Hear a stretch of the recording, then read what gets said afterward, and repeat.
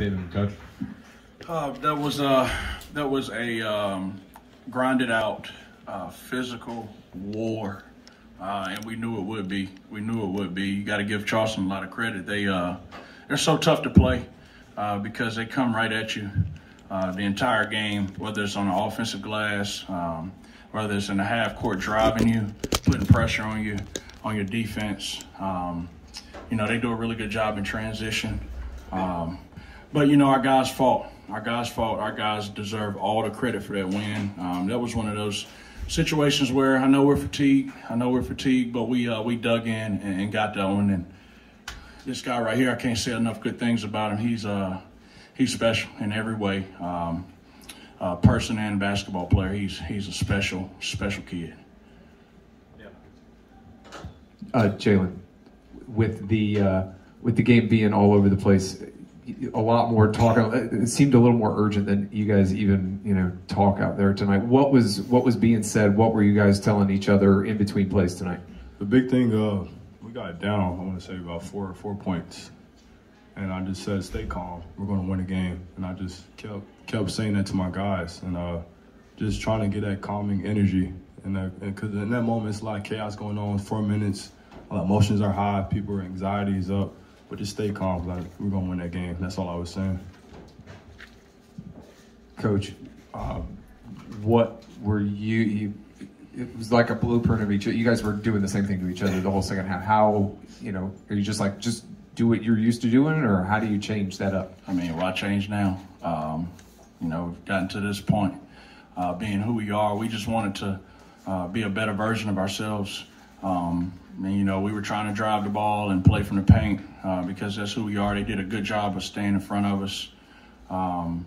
We tried to get on the backboard when we shot it, and they did the same thing. But, my main message to those guys was imposing our will on them, and I think we did that more times than they did.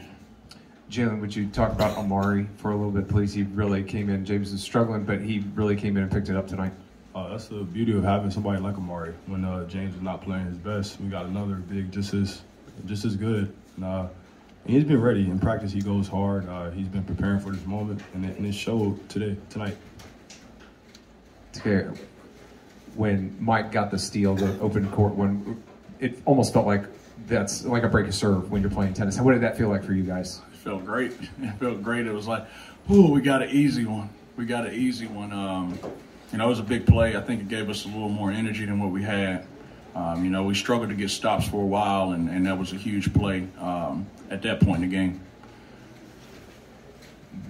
Another huge emotional game for you all. How do you process it and process all the other emotions that are about to happen in the next 24 hours, either one of you? We're staying present. We know we got the championship game coming up.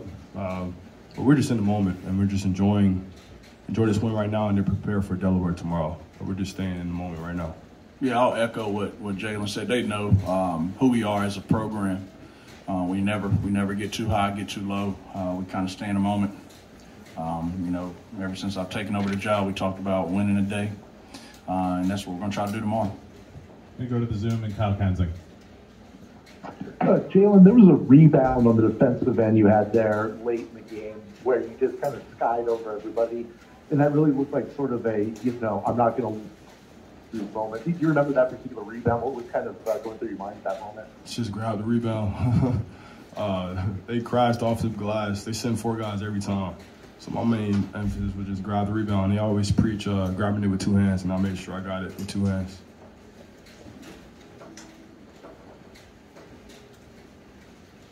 I don't know if anybody asked this before I got here, but obviously you guys beat it for the 3rd time, and obviously Delaware beat House after playing them twice, and last night obviously it's been you guys beat Hofstra Law had to beat the team twice. So what was it? Was that a kind of a point of emphasis, not trying to fall under that spell today? Yeah, that was we this morning when we met with them the first time. That was my main message. Just letting them understand, or trying to get them to understand that why we beat them 2 times in the regular season, trying to get them to understand that. And then having them understand that was great, but that doesn't get you to win the third time. And so we knew they were going to come in hungry and fight us very hard, and we wanted to make sure that we exceeded them in all of those areas. And I thought for the most part we did. Yeah, you guys were able to win today despite allowing 17 offensive rebounds, and a night where you guys didn't shoot your best from the floor. But just talk about how you guys were able to dig in on the defensive end, and despite giving up so many offensive rebounds. I think that's the testament of just our team. When things are not looking good, we're able to stay together. And I've been saying this all year. We're really a family, and in those tight moments, we don't fold. We just stay together. Oh yeah. So John Meeks had 27 and 21 against you guys earlier this year. There was a time where he was 1 for 10 from the field. What did you guys do different? We wanted to push him off of his spot, and we wanted to make sure that we made his catches tough, and then we wanted to shade his right shoulder. That's what we wanted to do, and we could help off of some guys, and we wanted to really crowd the floor on him, and I think we did a better job of it. Coach, I know there's some familiarity there, but what does the next 24 hours look like for you as a coaching staff and getting prepared for tomorrow night? Well, we'll be up all night. I do know that. It helps that we just played Delaware not too long ago, so we don't have too many more games to watch.